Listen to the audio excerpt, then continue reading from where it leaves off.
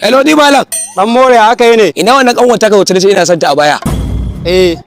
Ashe yar iska ce? Shege ya kibta ido take haka kai ka ce wata fitalwa? Kwantar da hankalinka garinta ne yanzu a gidan gala an sa mata waka sai rawa take. Ta karkada kugu ta karkada baya. Dan gala. Ka ji wakar. Ni fa dama garin ne ba jiyau ba. Wata yana sa cikin raina ni a zattona tana sona. Aka san hakan na yau ganewa yau zuciya ta yau gona.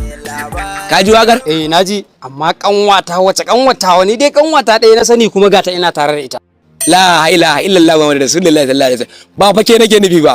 Ba kai d.malan din ba. Di awwal nake so in kira d.malan. Ya hakuri d.malan.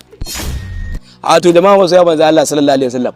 Idan kuna buƙatar waƙoƙin wannan bawan Allah, kuna zuwa YouTube ku rubuta injiniya s.r.j za ku samu waƙoƙinsa.